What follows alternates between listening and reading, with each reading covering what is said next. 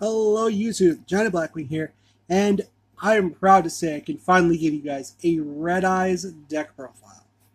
Now, before you see this, keep in mind this deck profile was made by going across many recipes, watching many videos about the actual profile, because when I initially started off wanting to make this deck, I did not know which direction I wanted to go with. So I kind of had to go and just see exactly what other people made. Now, when I pull the card up, I will actually explain the percentages of how many decks ran these options and how many did not. But keep in mind, now this deck is a 43 card deck. The 43 was for 3 options that were run that I felt needed to be added in. And of course, I have the signature. My signature card is in this one too, which you're looking at him on the mat right now, and he is absolutely gorgeous. But let's just go right into the actual profile. Now, first up, this is, and surprisingly,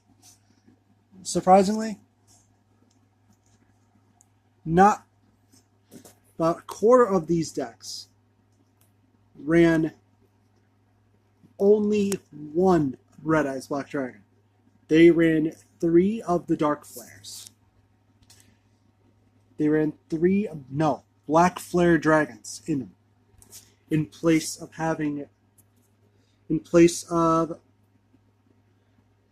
running 3 Red Eyes Black Dragons.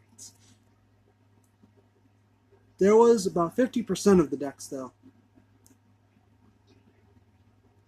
actually ran 2 and 2. I felt it was wrong to run just 2, to run 2 Red Eyes, especially when it comes to a character deck.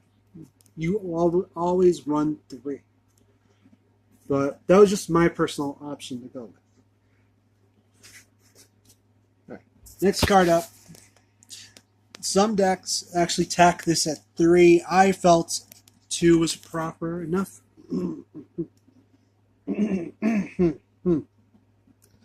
Blackstone Legend, very good search card. Immediately get your Red Eyes Black Dragon out to the field and start filling your graveyard up with them, so that way you can bring them back with all your other cards.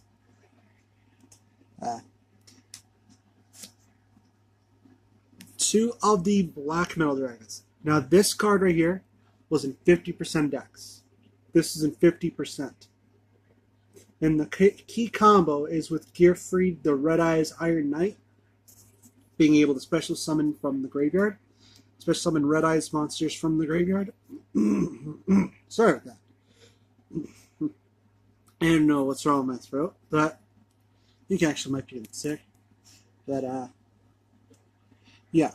Plus, he has a good option. He can search out any Red Eyes card from the deck, from deck to hand, which is pretty cool. So we have that guy. Next up is another 2 of. Now, 75% of the decks ran the Red Eyes Baby Dragon at 3. With this particular profile, I wanted, in the playstyle I want to do this with, I felt it was good at 2. Same thing with the Blackstone Legend. Most deck profiles ran this at 3. I felt 2 of this was fine. I felt 2 of that was fine, and it actually works out really, really well. But the baby automatically draws them out when it's attacked, when it's destroyed by battle. It can automatically draw a Red Eyes out of the deck and attach it to it. Then it has 1 level 1 dragon if this card is sent to the graveyard. Now, I'll discuss tactics near the end of it. All right. Next option. This was run in about another 50% of decks ran the Meteor Dragon Red Eyes Impact. This is a good protection card. And if you don't know what Geminis, you can normal summon them. You can normal summon them, but you have to use your normal summon for the next turn to make them an effect monster. Otherwise, they all count as vanillas. But with the amount of cards that can special summon from grave and from deck, you have the option of being able to special summon it, then normal summoning it back as an effect monster. Makes it really, really cool. This guy has his effect. All other Red Eyes monsters you control cannot be destroyed by battle or card effect. So pretty much if you use his effect and bring him out as a Gemini monster, you're not going to want to have the baby's effect going off. You're not going to have the baby's effect going off with that. Next option was the other level 6 dragon that was in the other 50% of the decks. That would be Light Pulsar.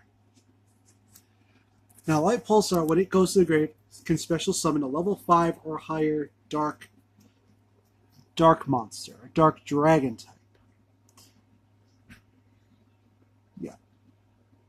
Yeah, dark dragon type monster, which could be your Red Eyes, could be the Red Eyes Black Dragon, could be Red Eyes, could be Red MD, which is pretty awesome. Next one up is another Gemini monster. That would be the Red Eyes Black Flare. This guy, when he's brought back out as a Gemini monster, instantly, when you deal damage, he's involved in any sort of damage, his effect allows you, at the end of the damage step, to deal 2,400 points of damage to your opponent. So it is burn. It is an absolute burn effect, which is amazing. Next up is my signature card, the one that's on this mat. The Dark Armed Dragon. Now, I can't tell you how much I love this card. It is so cool in design, and it is absolutely, it's not overpowered, but it has a good effect that can absolutely make or break your game. Most of the time, it makes my game and actually helps out. That, or in Black Wings, it becomes a target for a lure if I have more than 3 darks in grave. So pretty much it's a search. It allows my search engines to go off too. Next up is a mandatory card in the deck that was run in 100%. Red Eyes Darkness Metal. What you're looking at is a common one, but I hope to get the Shonen Jump Ultra soon. But that card, I can't tell you. Well, if you know Red Eyes, then you know exactly his ability to bring back a dragon is key and essential. And it combos with Light Pulsar as well. It combos so well with Light Pulsar. It is nuts. The next option was only run in a quarter of decks. The Red Eyes Archfiend of Lightning. Now his effect is a Regeki style effect. Destroys all face-up monsters your opponent controls with defense lower than this card's attack. So pretty much say they're running all high attack point monsters, but they have really, really low defense. Like the Monarchs, for example. Because each of those has about 1,000 defense, if I'm correct on that. It's easy. It's a good way of getting around. It was a good way of getting around the Monarchs when they were absolutely a thing. But it's still good because there's a lot of decks now that actually run low defense creatures in them, so you can actually get around them really well. Next one is a 3 of. This is one of the ones I'm going to get in secret, but the King of D. I do have options to activate Dragon Revival Rhapsody, which is in the deck. If I don't have him on the field, I do run number 11 Big Eye in this deck to actually be able to activate that card effect. Because Dragon Revival Rhapsody does not designate it has to be the King of D, it can be any spellcaster monster. So if you want to make a Dark Paladin Blue Eyes combo deck, you could actually throw that in there and go. You could actually throw Dragon Revival Rhapsody in there and be able to do it because you're mainly using spellcasters. Last for the monsters is the Gearfried, the Red Eyes Iron Knight. Now, this card is really good with just keep on reviving your Red Eyes monsters. But that is the end of the monster section. Again, I'll go more into tactics. Probably, if I have to make a second video, I'll do it. But now, we're mainly monster and magic heavy for this deck. We run only 5 traps in it. We run two of the Fangwood Chain. Very good for getting your overpowered monsters to be able to attack twice per turn. But it can also get rid of any pesky monster, any pesky effect monster that your opponent might control. The thing is, it's either going to lower or raise the attack points of whatever monster you equip it to. Now, next one is a Red Eye Spirit. I have in my side deck a second one of this, just because it effect targets any Red Eyes monster engraved and special summons it. Again, it's a Red MD combo. But next up, I run the Return of the Red Eyes, 2 of it. It's very good, especially if they go to Twin Twist the card. Or they go to destroy it, I can activate it, get my initial Red Eyes from grave. Then I can get and grab any Red Eyes monster from grave after that, since it was destroyed by my opponent while in my possession. Next up is the Magic. I run 2 of these 2 cards of Redstone. Most of the decks I saw ran this at 3, but again I decided to run it at 2 because 3 of what I felt was too cloggy for the deck. Plus, this deck already has enough search engine cards in it, and there was no guarantee I'm going to get a Red Eyes Black Dragon in hand in order to even activate it.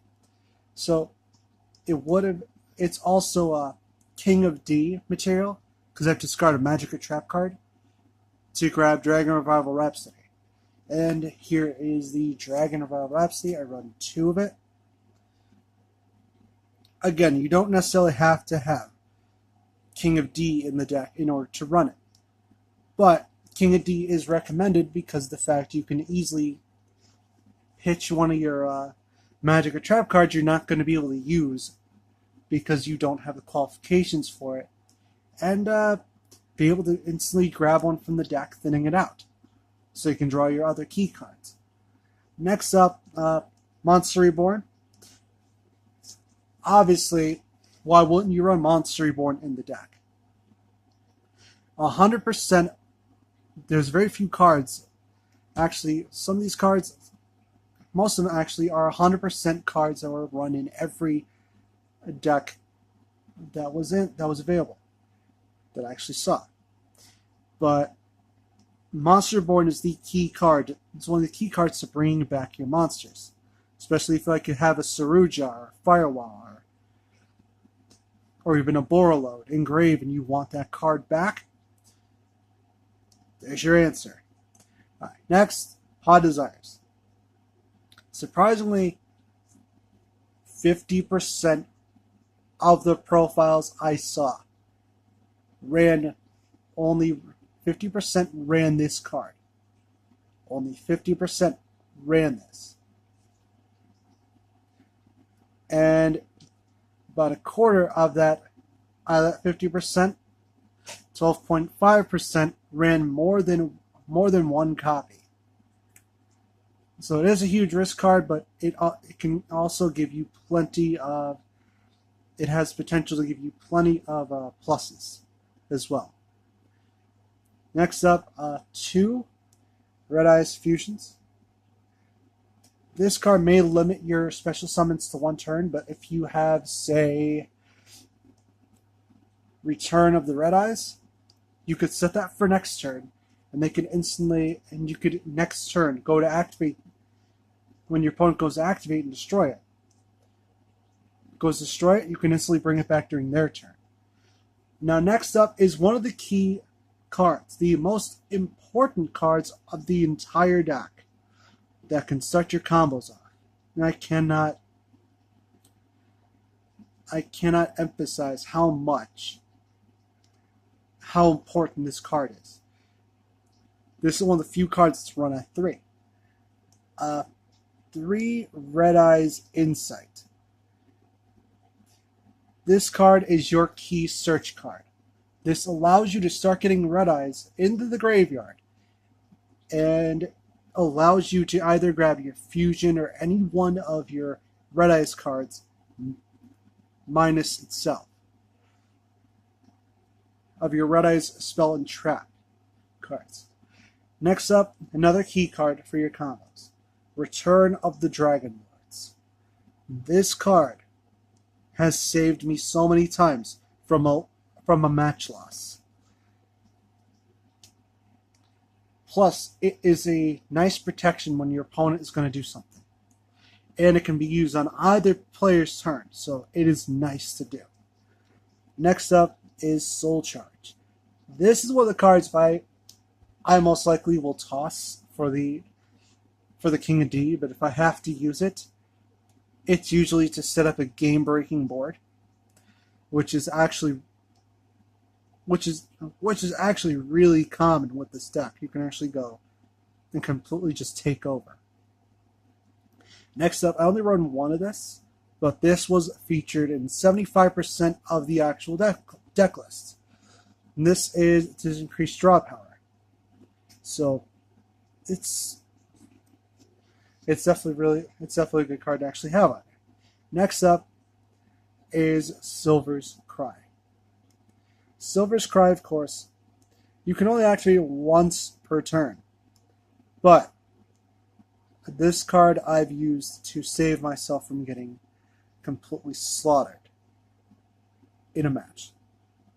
So this combined with Return of Dragon Lords, yes.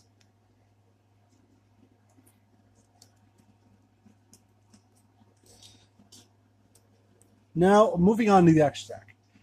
And the extra deck is the reason why I actually had to postpone making this video. Now, we start off this with the level 7 Red Eyes Slash Dragon. This is really easy to make. And you can use Red Eyes Fusion on it. You send a Red Eyes Black Dragon and gift free the Red Eyes Iron Knight to the grave. But if you attack with it, this is also one of the key targets I use for my equip cards. For the monsters that can equip themselves on stuff, this is one of the key cards I use for that effect. Just because it gains 200 per card equipped to it. And it can negate any card your opponent would be able to activate. And this is a quick effect, so on either player's turn. So that's really, really nice to have. Next up, we have Meteor Black Comet Dragon. Really good tactic to use. Bring him out, Red Eyes Fusion, and bring him out, send a Red Eyes to the grave. Now you can send any Red Eyes monster from deck to graveyard, and you can burn your opponent for half that monster's attack. So at minimum, they're going to be taking 1,200 points of damage, or whatever monster you send out. Next up, this card was only run in about a quarter of the decks. Same with the Archfiend of Lightning, but Archfiend Black Skull. The reason why I run him is because of the fact that when I attack with him, my opponent can't do anything else. Oh, and the Comet Dragon also has a bring back effect. When he goes to grave, you can special summon a level 7 or lower normal monster from grave. Next up is a definite 2. 50% X ran 3 of this card, but I want I want to run only two because I had other cards in mind that I wanted to run, but two of the Red Eyes Flare Metal Dragons. And again, this guy, he burns. They take 500 for every single card they activate. For every card effect they activate, and I can detach one material off him to special summon one Red Eyes Black Dragon from grave, or any one Red Eyes normal monster in grave. So that could be any one of my Gemini cards. So next up, I run number 42, Galaxy Tomahawk.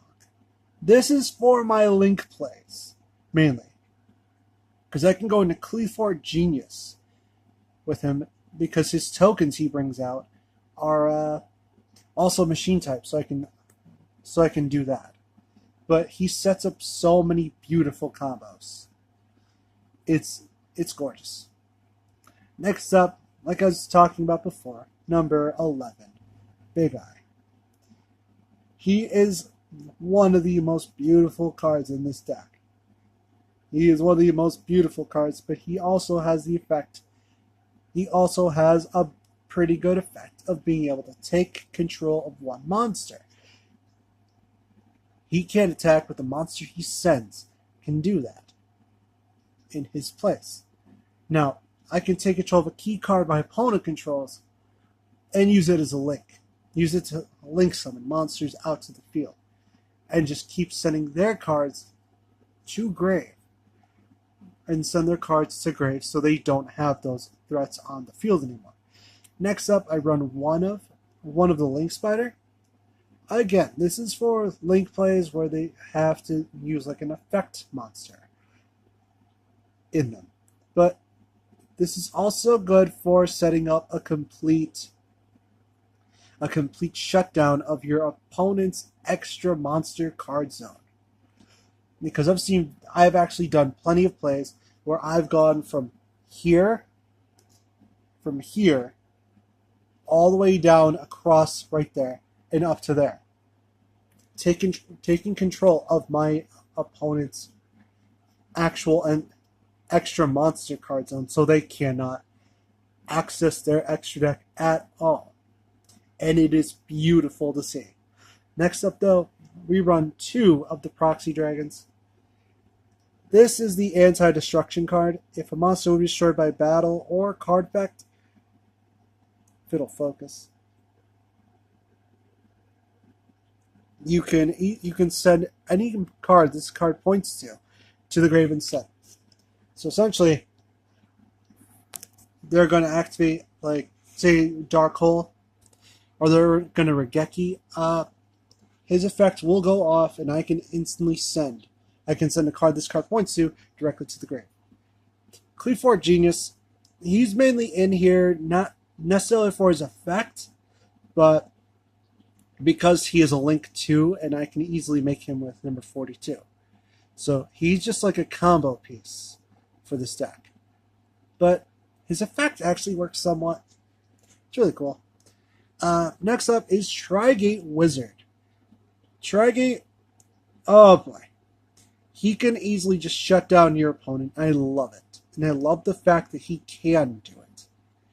It is great that he absolutely has that ability.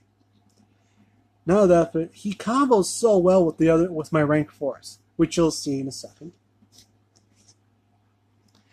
Next up is Firewall Dragon. This was one of the first cards I had to go in. I had to go and buy this card just because of the fact that I need to get a hold of it. Thankfully, I found all these big monsters on sale. I go on Amazon to buy them, but if I have to trade for them, I generally do very well with my trades, with obtaining the cards I need.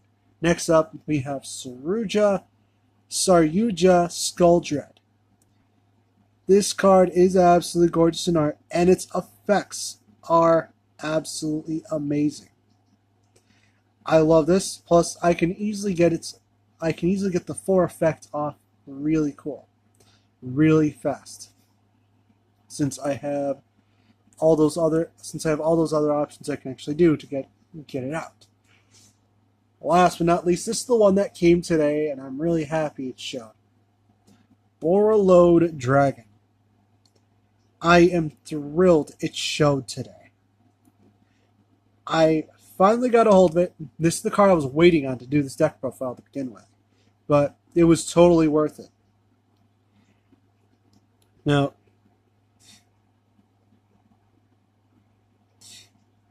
pretty much he stops targeting from your opponent, and he has the big eye effect on him, so he's really, really cool. And he's a 3,000 attack point beast, so he's absolutely worth getting. Now the side deck has the side deck is up to you. I'm not going to feature the side deck in this episode, just because this deck to me is a fun deck. It's not necessarily competitive, but I want to know from you guys, what cards would you build if you built a Red Eyes deck? What cards would you build? Would you throw into it? Now, the next set coming out is going to feature a Dark Arm Dragon Link monster, not a Red Eyes Link monster. So this is absolutely going. I don't know what is going to come out of this deck for that one. Depends on exactly what that card does. I might not even run it if the deck itself is not exact. If the card is not exactly as good as I think it is. But I want to know your opinion, you guys' opinions on this. So leave a comment below. And if you like this, and if you absolutely like these deck profiles, I want to do more, because the next one I'm thinking of doing is a Blue Eyes. Now that Blue Eyes Alternative, now that they're redoing the movie pack, I'll be able to get my hands on the alternative Blue Eyes Alternative Dragon, so I can actually properly make the deck. And most likely, I'm not going to be buying another Saruja or Saryuja or Borreload or Firewall, so pretty much you're going to be seeing the ones from this deck in that deck profile too. Because honestly, I don't have the cash to keep shelling out for these cards. But yeah, leave a like if you like this. And what deck profiles do you guys want to see me do? I have been looking at Sky Strikers. I have been looking at some sort of Altergeist combos. I want to know what you guys think, though. Anyway, Johnny Blackwing, signing out.